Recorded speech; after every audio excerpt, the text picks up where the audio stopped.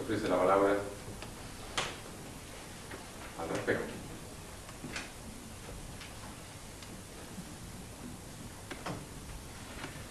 Yo quisiera entonces, si usted me permite, en algo conversamos, plantear esta duda.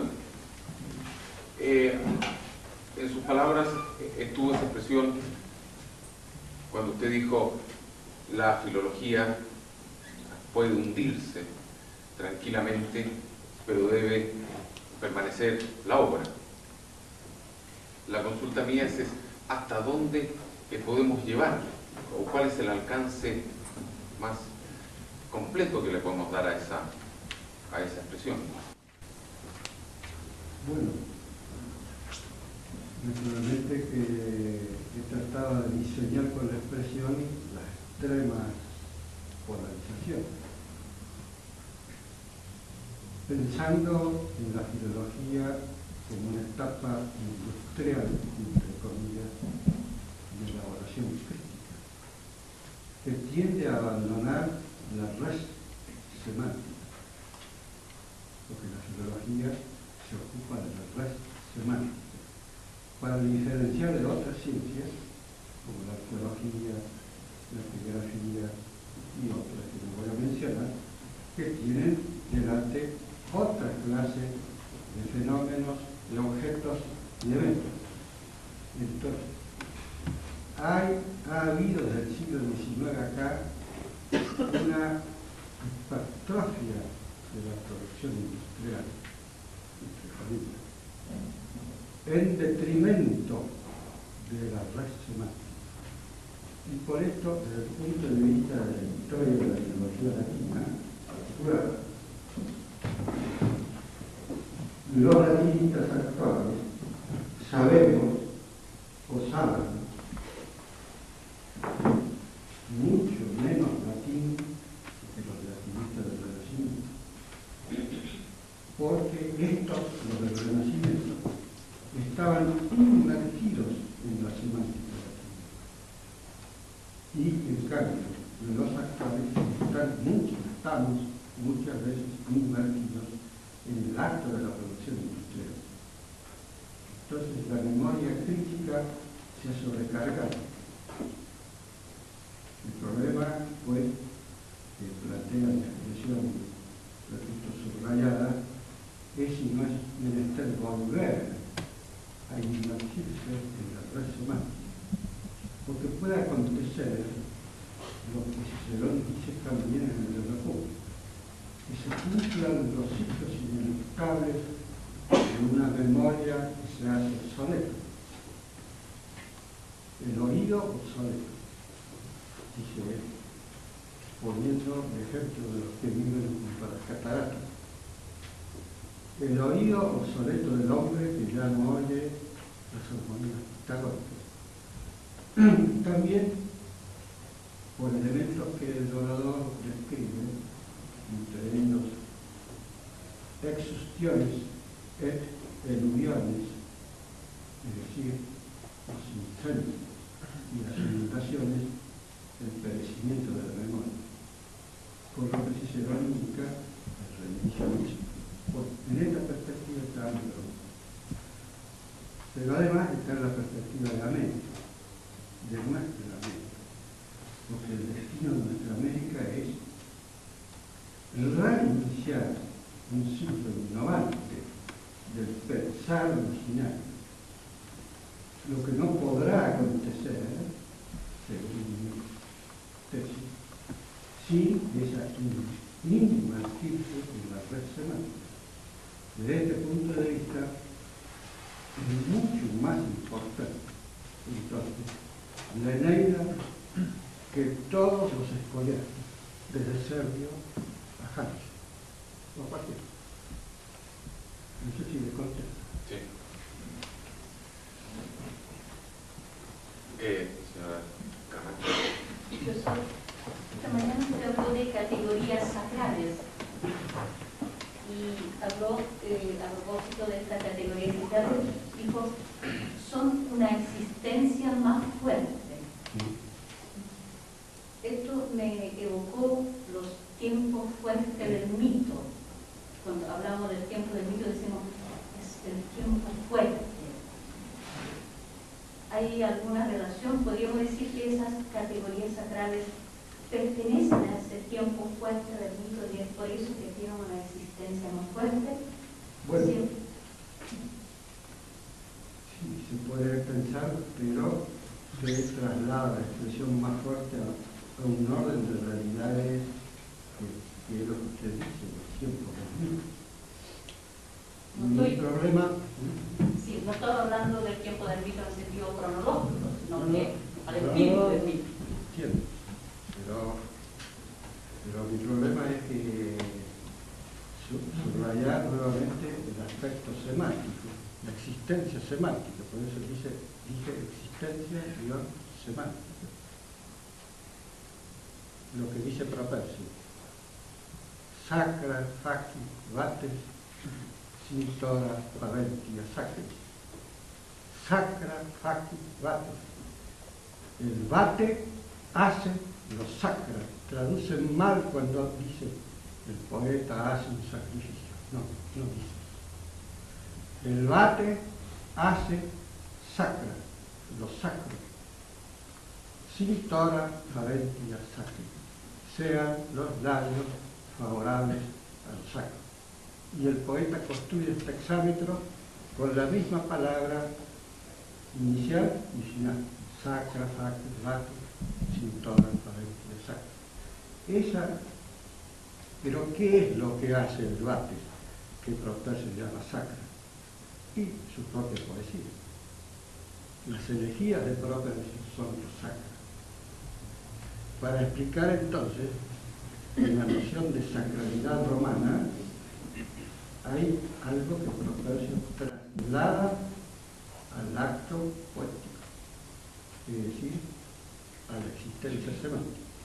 De ahí, usando una expresión de Rilke, llamo a esa existencia sterkeres tasana, la existencia más fuerte, que el propio poeta nos dice en la novena elegía, que eso que hace el poeta es evanescente, al parecer. Del ser más evanescente es el hombre. Esa sería la... Bueno, si usted quiere completarlo o incluirlo en lo que usted considera el tiempo del mito, no hay inconveniente. Pero siempre que subrayemos en la palabra mito, en el origen, en la semántica del término mito, está indicado también el ser semántico, porque mitos es palabra. Claro, en ese sentido. En ese sentido decimos lo mismo. Muchas gracias.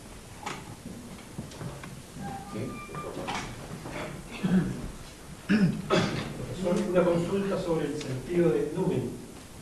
Algunos autores modernos han interpretado el numen como una fuerza mágica y lo han comparado con el concepto tomado de la antropología alemana. Dussel, por su parte, señala que siempre es el numen de un dios determinado. Usted, por su parte, señaló de paso que prefería explicar el numen por el misterio. ¿Podría comentar o precisar algo más? No, perdón, ahí hay una confusión. Perdón, vamos a tocar la confusión de no. El mundo romano se puede ubicar en el mundo y el mundo griego en el misterio, que son dos categorías diferentes.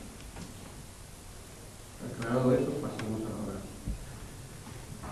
Bueno, la noción de numen, como les expliqué, modernamente ha sido estudiada también por Guayancé en el libro Gesistán, es decir, la religión romana. Desde mi punto de vista, me aparto de la expresión de numen y el nombre del Dios porque es más tardía, y vuelvo a los textos arcaicos, que son los que yo anoté. En esos textos arcaicos, solamente una vez aparece el nombre de Apolo, numen Apolo. pero en general está ligado en la serie que yo anoté, incluyendo esas palabras como si fueran el despliegue del numen. Numen es nomen en primer lugar. Esta díada fundamental, porque el numen se manifiesta en semántica. Perdonen si fastidio con la semántica, pero es forzoso,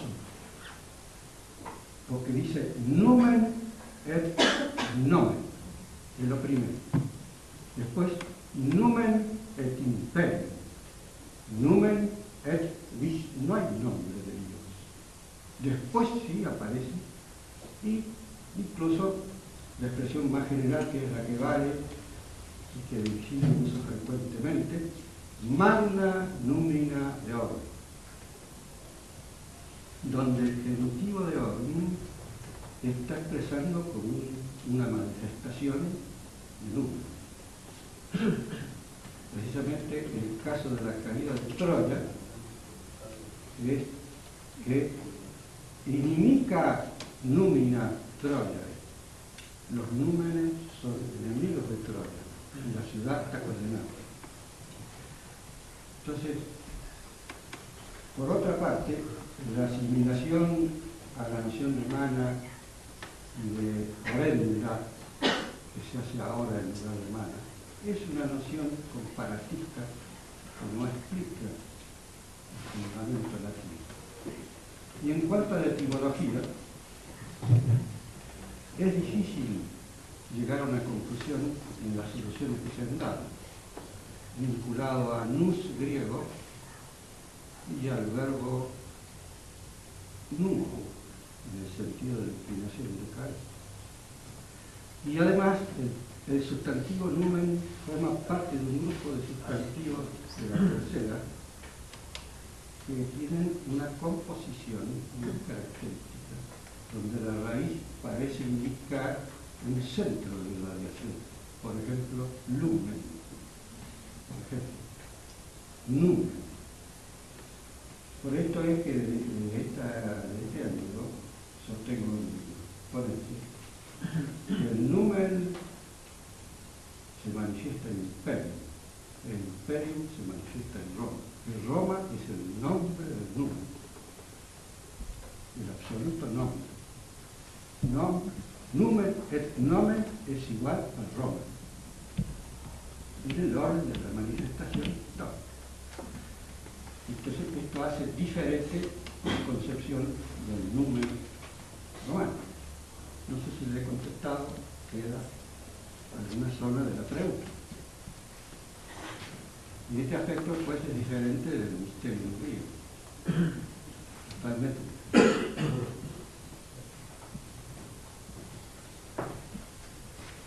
¿Sí?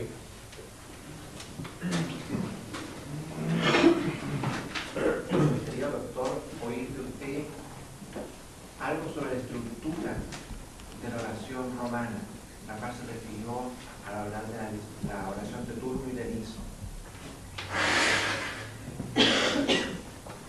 Sí, en primer lugar, he subrayado el tema de la plegaria. Usemos esta palabra para no confundirnos.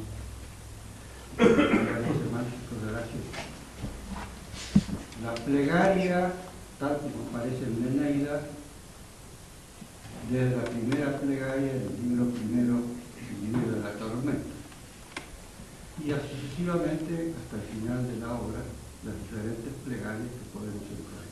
En algunas de ellas,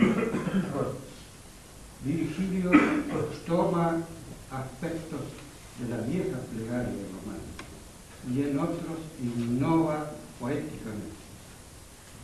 Los elementos pues, que tengo que considerar dependerán de la estructura retórica, un modo de decir, de la estructura compositiva. En el caso de las plegarias del libro noveno, que fue el tema de mi ponencia, la plegaria de turno y la plegaria de liso tienen estructuras diferentes y elementos diferentes que Virgilio adecua a cada personaje. Turno es un instante, es un rútulo. Inicio es un anatólico, un troyano. Y Virgilio parece atenerse cuidadosamente a estas condiciones para sugerir en la plegaria de cada personaje no solo una situación, sino un contenido religioso. Ahora bien, uno de los temas más interesantes para analizar en el caso de Virgilio, y más concretamente de la Eneida, como conversábamos, es justamente tomar la línea de las plegarias, o de lo que se acerca a las plegarias, y construir una suerte de corte temático que permita estudiar la estructura del libro, la composición, etcétera, etcétera. Pero es un tema muy importante. Nada más.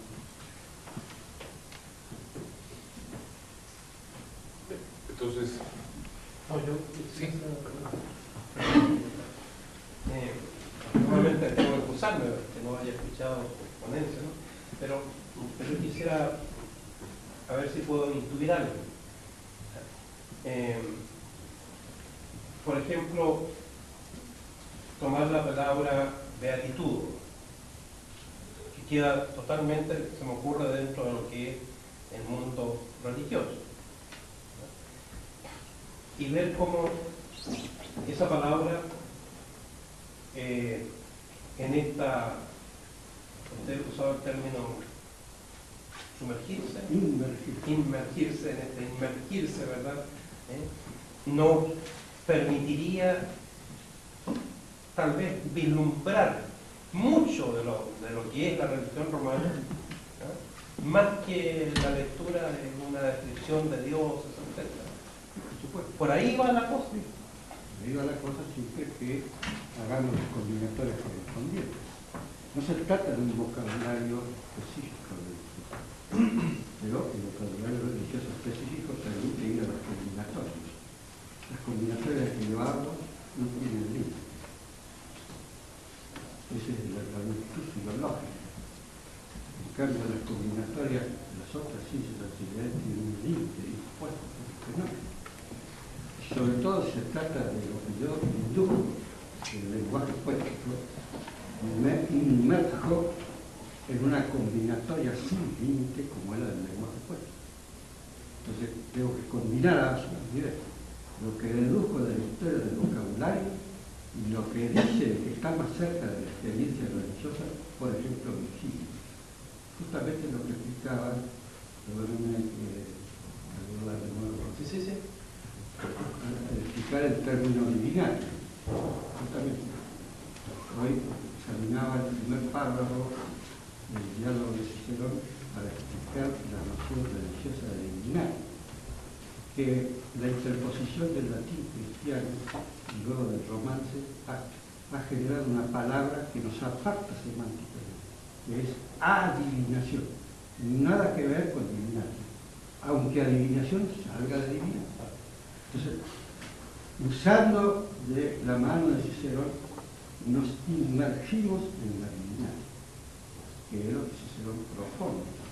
Y Cicerón, para inmergirse en la divinidad, y de ahí la importancia del testimonio, tiene que recurrir, por ejemplo, a él mismo y citar un largo fragmento de la fundación de Roma.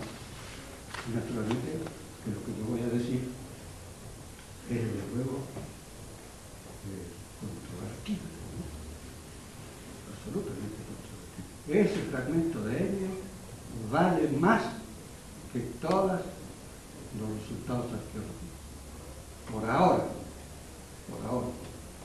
como dice Pierre Vallancet, que la lectura filológica del texto hace recorrer un camino más directo, más seguro y más alertado que todo lo que pueden proporcionar per se las ciencias auxiliares, aunque las ciencias auxiliares son absolutamente necesarias e importantes para suplir lapsos, aspectos, pero de ellas no puede salir la inteligencia semántica.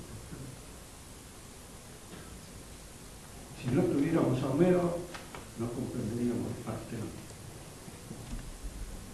De manera que, y esto lo que quiero insistir, tesis, repito, controvertida.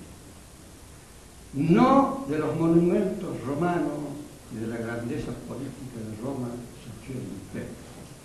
No, el imperio surgió del latín. El imperio es una creación semántica. Después todo lo que ustedes quieran, pero primero semántica. Por eso es importante esta precisión que también siente Propercio cuando se vuelve en una de las elegías romanas, el pasado de Roma, y contempla al Senado sentado sobre el césped deliberando. No tiene poder, pero está en imperio. No sé si... Sí. Pero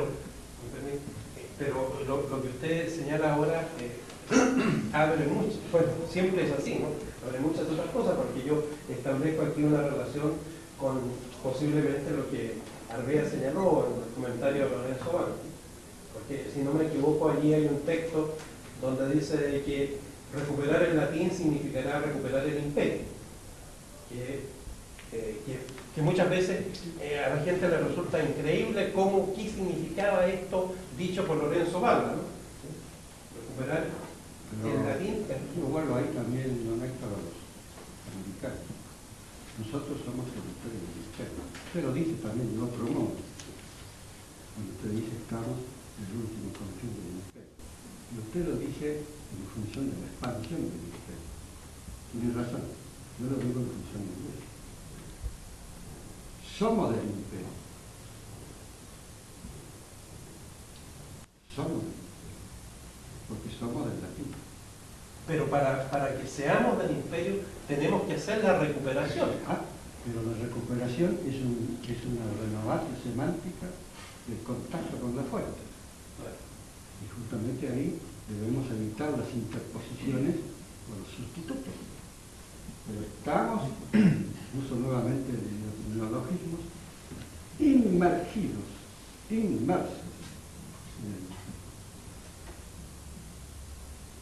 Porque tomando el ejemplo que daba de la beatitud, no se trata nada con que recuperemos el sentido de la palabra. ¿No? Se trata, yo entiendo, de que tendríamos que recuperar el sentido de la palabra dentro del contexto religioso. Bueno, eso lo vamos construyendo justamente por las combinatorias. Ya, porque en este momento, dentro de un contexto religioso, tal vez lo que para la mayoría de la gente, en última instancia, propondría como combinación, para usar el término que usted trabaja, ¿no?, indispensable, es la felicidad. Sí, Ernesto. Hoy día se propondrían muchas otras cosas como elementos fundamentales. Volviendo a la etimología de la palabra, que es del verbo veare, hoy a la gente se le propone abrir la boca, quedar con la boca abierta ante lo monstruoso. Eso es lo contrario de la beatitud. Y sigue usando la palabra. Porque beatitud viene de un verbo que indica quedar suspendido. Como el producto de la admiración. Y solo eso es que, bueno, exagera y corresponde a la actitud, porque esta es justamente es un término ciceroniano de es importante. Con Cicerón sustituye la noción griega. ¿Cómo se dice beatitud en griego? Makarios. Totalmente diferente, totalmente otra noción. Entonces, Cicerón se esfuerza por mostrar con esta palabra muchas cosas. ¿Sería el nuevo griego, el beare? El nuevo. ¿Cómo? ¿No sería el nuevo griego, el beare? Bueno, pero la palabra griega que... Sí, por supuesto que griega muchas palabras, pero la palabra que corresponde en la estricta designación de los objetos que propone la beatitud es el sustantivo macariote. Sí. porque viene del epíteto que está aplicado a los dioses.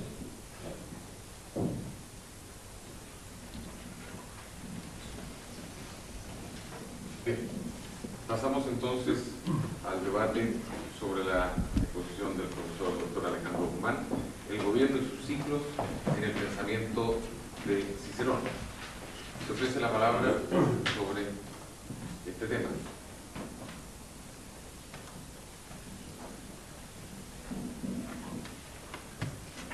Claro, no he acabado de hablar, que es lo que hablar. Que no hablar de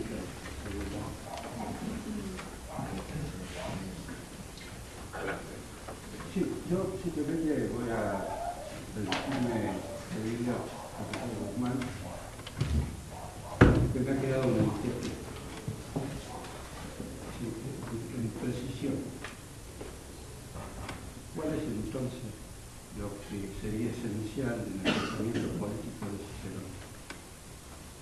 En definitivo, podría resumir, porque no me quedó claro. Es decir, usted hizo todo el trasfondo lento, los pasos por ese trasfondo, lo al diálogo. Bueno, perfecto. Pero la distinción a la que usted se encaminó, creo. No me quedó claro. No sé si, bueno, no presté la atención suficiente o se escapó, o no la presté. Pero yo le pediría que usted resumiera una palabra. Bueno, de acuerdo con esto, lo esencial del pensamiento político de Cicerón en cuanto a los ciclos está, o no tiene nada, es simplemente, eso es lo que quiero saber, si podemos hacer esa afirmación que usted parece trasladar, que no hay, bueno, Polibio y sus tales, que sus antecedentes, bueno, nada. No, yo creo que en Cicerón hay un claro, digamos, elemento original, ¿no? Lo que yo dije al final, tratando de resumir, era que la sustancia del pensamiento de Cicerón era de origen griego, pero aplicado a él frente a su lista, ¿no? Que era el de síntesis de la salvación para la salvación de la persona. Y que, por lo tanto, el problema que Cicerón se planteaba frente a este fenómeno de las revoluciones de los gobiernos había sido distinto al que se habían planteado los griegos, que era el de cómo evitar, es decir, también, ¿no? Cómo evitar las transformaciones de la forma simple del gobierno. O sea, habían teorizado o descubierto esta fórmula del gobierno mixto, que aplicada a Roma o interpretada a la Constitución romana a la luz de esta teoría griega de las formas mixtas, se había demostrado falsa, puesto que Cicerón estaba viviendo la experiencia del fracaso, por decir, o de la crisis de esta forma mixta, o de esta constitución que él, viviendo Polibio, interpretaba también como mixta, estaba ante sus ojos fracasando. Entonces se ve obligado a dar un paso más adelante que no habían dado los griegos, y ahí está, digamos, la originalidad, el aporte ciceroniano, ¿no? Que es el de buscar un mecanismo, un instrumento, un resorte que dé estabilidad a la república mixta, es decir, al mismo resorte que los predecesores habían encontrado como mecanismo estabilizador de las repúblicas, digamos, la república ciceroniana, simples, y que es esta figura del tutor, del curador, en fin, como variadamente lo venía a decir. Yo creo que ese es fundamentalmente el aporte que, por lo demás, en el diálogo aparece muy desvaído, ¿no? O sea, no está sistematizado, no hay un tratamiento, digamos, orgánico, sistemático, desarrollado sobre esta figura, es casi tímida, ¿no? Porque evidentemente podría ser malinterpretada. No era un mecanismo institucional existente ya en la Roma republicana tradicional, ¿no? Era una insinuación ciceroniana. Entonces podría ser malinterpretada, podría ser interpretada como que se trataba de buscar un reino, un rex, ¿no? El nombre odiado para los romanos, ¿no? Que se trataba de crear bajo otro nombre la figura de la dictadura, que también en los tiempos de Siglas se había especificado absolutamente. Pero eso aparece tímidamente expresada. Pero yo creo que ahí está el aporte ciceroniano, el aporte teórico ciceroniano, de que en esta república mixta, que ya se demostró inestable, hay que estabilizarla con este moderador que impide el desequilibrio de los distintos elementos. Me parece que si tuviera que sintetizar el aporte teórico de Cicerón, yo diría eso, ¿no? Me parece que la expresión res pública, tomada del vocabulario románico, confrontada con otros, res privata, res sacrata, res militar, res monetaria, res, bueno, etcétera, etcétera. Y la expresión res pública, res popular, se concentraría tal vez en el dato de la posibilidad, porque eso imposible no lo encuentra en Platón, en Polibio. La indagación ciceroniana por vía de la definición nominal, porque en ese texto da una definición nominal, accede a una instancia de filosofía política que le permite diseñar lo que usted luego señaló con la palabra Estado. Y eso sería algo que depende de la organización ciceroniana en la realidad romana de la red, noción diferente a politeia. Y por ende, a todo lo que surge ideológicamente, filosóficamente, politeia. Porque esta expresión república está ubicada tal vez en un contexto epigonal filosófico, porque claro, usted se remontó a las fuentes no epigonales, o sea, Platón y Aristóteles, pero Cicerón medita en un tramo epigonal de la filosofía, y en ese tramo epigonal tiene dos contextos fundamentales: el estoicismo y el epicureísmo, que debaten justamente sobre la noción de hombre, de sociedad, de ciudad, de lenguaje, etc. Cicerón, como sabemos, son una vía media, como se dice ecléctico, pero ecléctico es lo epigonal, y prefiere hacer el recuento estoico de la totalidad del género humano, de la totalidad del mundo que lo rodea, vital,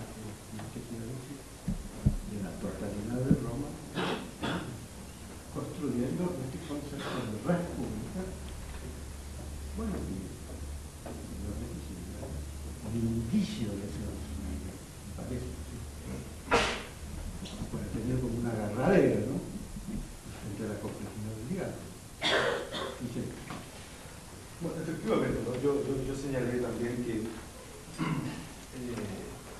en este punto de vista, me parece, ¿no?, hay una cierta originalidad en Cicerón, ¿no?, al haber sido capaz de superar el pensamiento griego enclaustrado en la comunidad de Polis,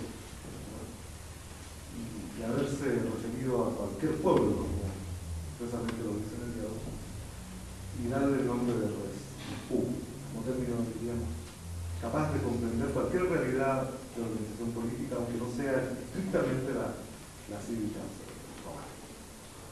O sea, en eso hay una originalidad. Ahora, no en la palabra. Claro, Cicerón no, así, porque yo no inventó la palabra. Que la palabra es casi del lenguaje común, ¿no? Res pública, res pública, etimológicamente. Es el adjetivo público, es el adjetivo de populus, ¿no? Etimológicamente, y en un central usaba digamos, un lenguaje muy anterior a Cicerón, ¿no? De modo que es decir, hay una originalidad de pensamiento, de aproximación, de enfoque, de visión de las cosas políticas, digamos así, ¿no? Ahora, claro, yo no sé si a su vez, yo le entendí bien o no lo que quería decir, pero no es la palabra, ¿no? Que sobre la base del lenguaje el filósofo construye una filosofía. Ninguna filosofía se construye sin la base del lenguaje de los diálogos platónicos del griego culto. Pero sobre esa base hay una penetración de la realidad.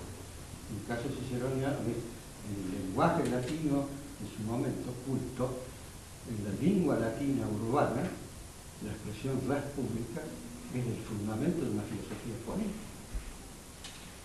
Por eso la definición res populi, y luego la definición de populus, porque dice populus, altero, non omnis coetus, omnium, modo congreatus, ser coetus, multitudinis, juris consensus, la comunión de muchachos. Hay una variación, cuando dice hominum, cuando dice multitud. Se está construyendo sobre la base del res pública, generando un pensar político que abarca a los hombres, a los grupos humanos, a la ciudad. Y de la ciudad, elevándose nuevamente por dos datos. Entonces, el lenguaje pasa a ser el fundamento de un latino, pasa a ser el fundamento de una filosofía política latina. Bien, Sí, sí. No, es decir, creo que estamos de acuerdo, ¿sí? O sea, usted desde el punto de vista filológico, yo desde el punto de vista justamente político, ¿sí?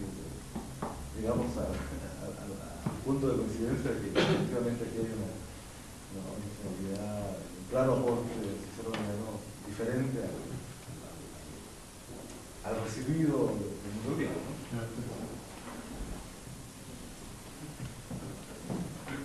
Creo que también una reflexión alrededor del concepto de autoritas podría contribuir bastante, porque es uno de los conceptos que maneja Cicerón ahí. Sí, claro. Claro, esta figura del culto al rey público, basado no en la potestad, sino en la autoridad. Ahí está. El texto que usted citaba es de Oficio. No es público. Pero hay uno casi similar al de Oficio. El concepto aparece varias veces, pero este texto pertenece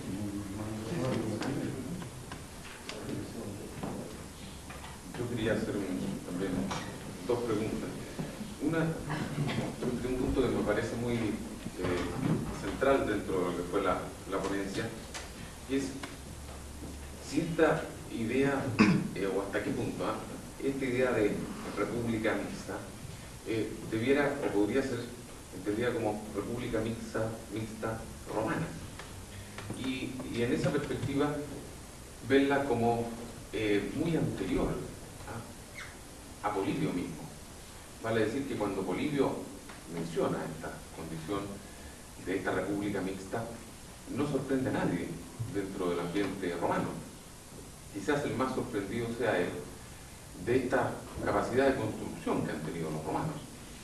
Entonces, la idea de república mixta romana sería ya un ejercicio histórico de los romanos mismos de larga data. El tribuno de la plebe, uno de los fundamentos de esta idea de república mixta, ya está en funciones hace tiempo. Entonces, si más bien la fuerza de Polibio es haber podido unir dos vertientes, una romana que trae esta idea de república mixta y una forma de división, o sea, una forma de interpretación de los ciclos de los gobiernos griegos, que incluso en el texto de Polibio se ve un quiebre cuando él describe esta anaciclosis.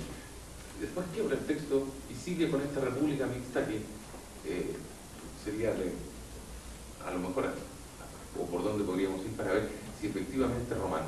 Idea que un poco tiene, o yo creo que podría aparecer en el mismo Cicerón, ¿no? Que lo prolonga más desde atrás en Roma, y después el mismo. Esa es una pregunta, no sé.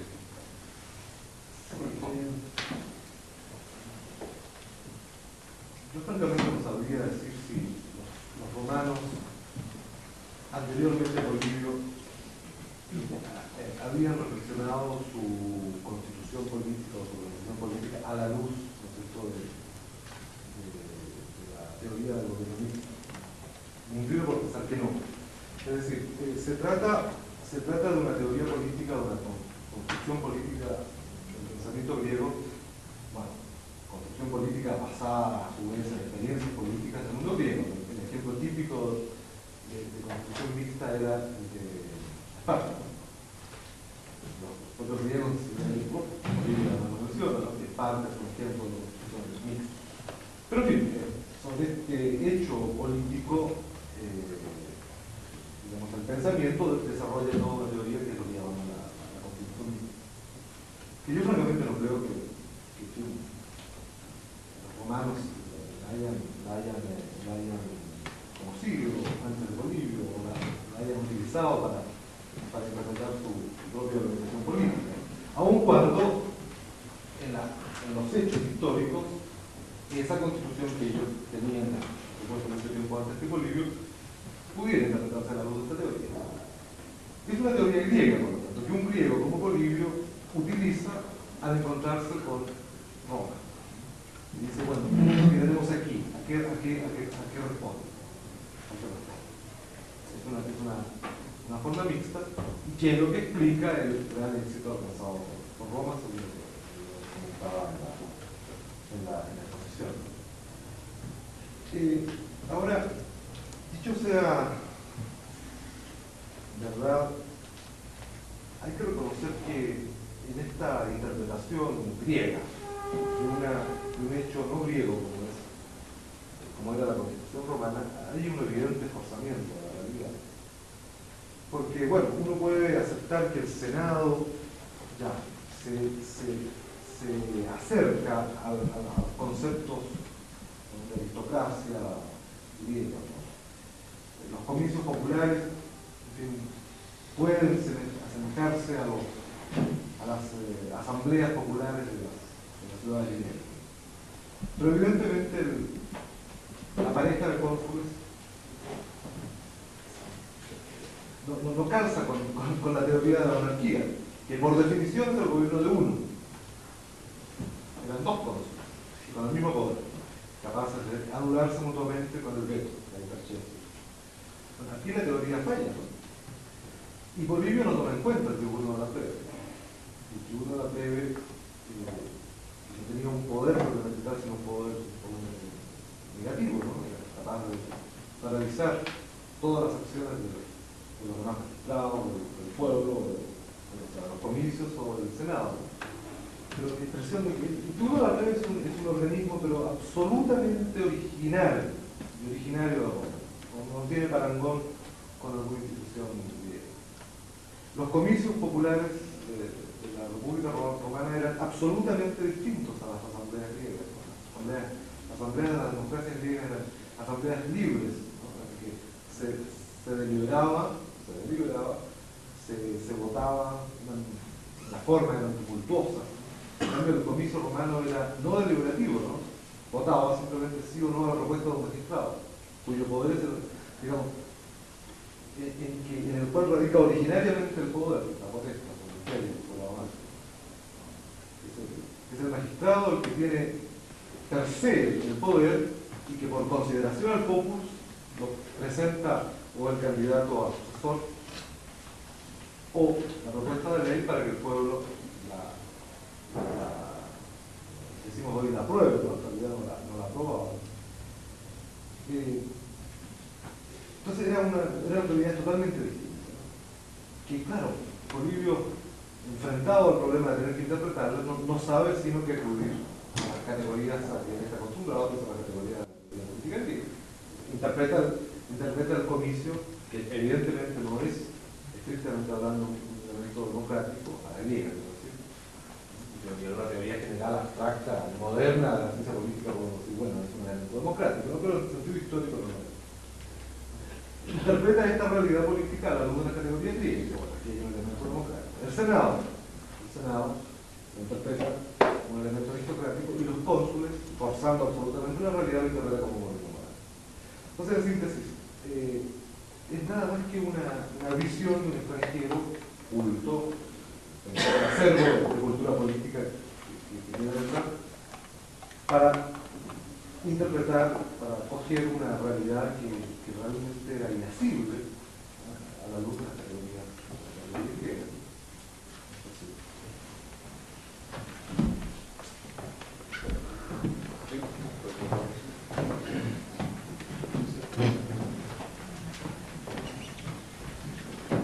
Volviendo un poco a los precedentes de Cicerón, si no entendí mal, a Heródoto como el primero que expone la teoría de las tres formas puras de gobierno y las tres impuras o corrompidas.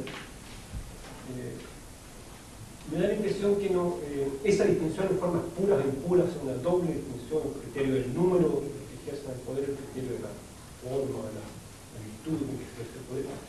Y esa distinción no estaría tan, por lo menos no la veo tan nítida en Heródoto. Me parece que atiende solo al primer criterio.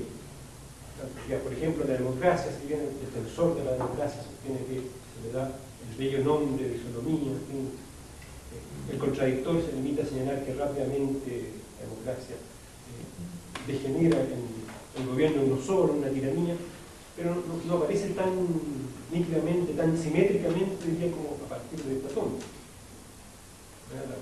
No, o sea, no es nítida, ¿no?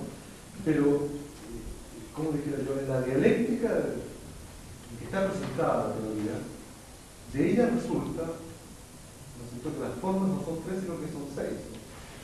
Porque uno de los magos, ¿no es cierto?, no me acuerdo cuál, Megaviso, Totanes y Darío son los magos, ¿no? Darío hace el encomio de la monarquía, pero otro de los magos, Megaviso, dice, no, la monarquía le pasan estas cosas, ¿no?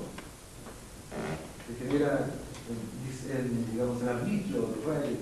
Entonces, claro, Darío representa, al hablar de Darío se está hablando de la forma pura, la monarquía. El gobierno de uno, bueno, la monarquía. Y al hablar Megavices contra la monarquía, se está hablando del gobierno malo de uno, del tirano. Y después él mismo hace la apología de la aristocracia. Pero viene el tercer mago y dice, no, la aristocracia tiene tales problemas. En el fondo está hablando de la oligarquía, o sea, el gobierno malo de pocos. Lo que hay que adoptar es tal la muchedumbre, entonces está haciendo la apología de la democracia. Y viene el otro mago y dice, no, el gobierno de los muchos tiene tales efectos, y en el fondo está hablando de la democracia mala. O sea, en ese sentido, dentro de la dialéctica del diálogo, sí, aparece, ¿no? Resulta que en el fondo el otro está exponiendo las seis formas de gobierno, las tres buenas y las tres malas, ¿no? Aun cuando efectivamente lo hace, por supuesto, no hace una teoría estricta y severa y precisa como la Platón, el político y el político, ¿no? Pero resulta de ella de las seis formas, ¿no? O sea, no son tres, sino seis. Por ese mecanismo literario. Sí.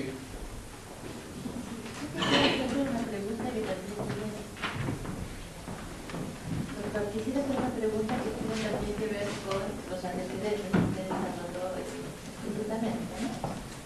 No estoy comprendí bien, pero me quedó la impresión como que la meditación griega tendría como causa casi desencadenante lo que usted llamó como una angustia psicológica, ¿no? Frente a una decadencia de estas formas puras, ¿no? La pregunta es si no habría quizá que insertar esta meditación política en un marco más amplio, ¿no? Que explique la pregunta. Si pienso, por ejemplo, que tiene que ver en última instancia la pregunta por lo político, creo, con la pregunta por el hombre, ¿no? Es que había una coincidencia, dado que el hombre griego fundamentalmente solo posible en este marco físico y espiritual que es el marco de la polis, ¿no? Entonces, quizá pienso también, no sé, la posibilidad de que esto fuera posible, vamos a reducir el pensamiento político de Platón, que usted cita, y yo diría que la ecuación es paideia política, ¿no? Entonces, quizá esta meditación no habría que incluirla en una reflexión más amplia que apunte a la totalidad del hombre y su conexión con la polis, ¿no? No solo en la preocupación por la decadencia de estas formas puras o el problema de la estabilidad con los no sé si... Bueno, dos cosas. Lo segundo que usted dice, por supuesto, así, ¿no? Es decir, la reflexión política queda inserta en una reflexión más amplia. Pero a lo que yo apuntaba cuando hice esa afirmación, no era eso, ¿no? No era a eso, sino que simplemente al origen, digamos, casi yo diría sociológico, ¿no? Sociológico. Un fenómeno que puede observarse variadamente en la historia del pensamiento político, ¿no? Y es que los grandes sistemas de pensamiento político suelen, no digo que necesariamente ni siempre, ¿no? Pero suelen surgir en épocas de aguda crisis. Bueno, es el caso de Platón. Platón, siglo IV, ¿no? Bueno, ya en un momento de crisis de la polis griega. Ya no estamos en la polis absolutamente estable, tradicional, lo anterior, no digamos ya Aristóteles, que está a las puertas de la cosmópolis, de la superación total de la polis. Cicerón es quizá el único pensador político romano, por lo menos en la época republicana. Si consideramos que Séneca es un pensador político, Marco Aurelio, pero en fin, el más grande en todo caso. Pero en fin, Cicerón es un exponente del pensamiento político de la crisis, siglo I antes de Cristo. San Agustín.